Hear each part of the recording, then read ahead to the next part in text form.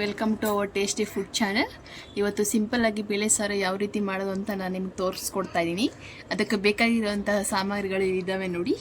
ಮೊದಲನಾಗಿ tomato ತಗೊಳ್ಳಿ, ಆಮೇಲೆ ಸುಳಿದಿಟ್ಟಿರುವಂತಹ ಬೆಳ್ಳುಳ್ಳಿ, ಆಮೇಲೆ ಸ್ವಲ್ಪ ಸೋಸಿರೋ ಕೊತ್ತಂಬರಿ ಸೊಪ್ಪು ತಗೊಳ್ಳಿ, ಒಂದು ಈರುಳ್ಳಿ ತಗೊಳ್ಳಿ, ಆಮೇಲೆ ಒಂದು 10 ಮೆಣಸಿನ್ಕಾಯಿ ತಗೊಳ್ಳಿ, ಒಂದು ಅರ್ಧ ಬಟ್ಲಷ್ಟು ಬೇಳೆ ತಗೊಳ್ಳಿ. ನಿಮಗೆ ಎಷ್ಟು ಬೇಕೋ ಅಷ್ಟು ಬೇಳೆ ತಗೊಳ್ಳಿ.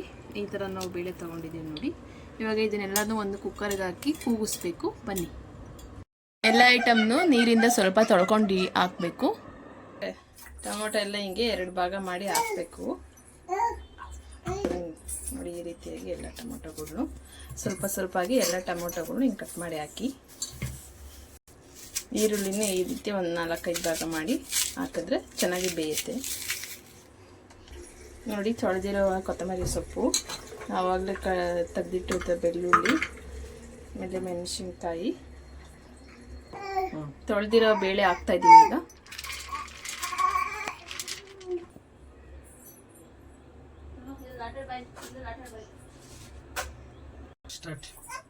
ಒಂದು ಸ್ಪೂನ್ ಕಲ್ಲುಪ್ಪು, 1 ಸ್ಪೂನ್ ಮಸಾಲೆ ಪುಡಿ, 1 ಸ್ಪೂನ್ ಖಾರದ ಪುಡಿ, ಆಮೇಲೆ 1 ಲೋಟ ನೀರು.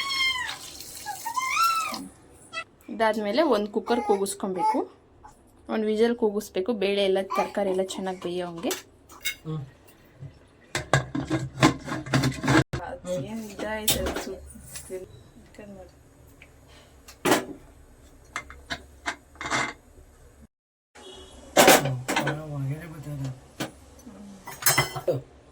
ಇದನ್ನೆಲ್ಲ ಸ್ವಲ್ಪ ಜಾರಿಗಾಗಿ ರುಬ್ಕೋಬೇಕು.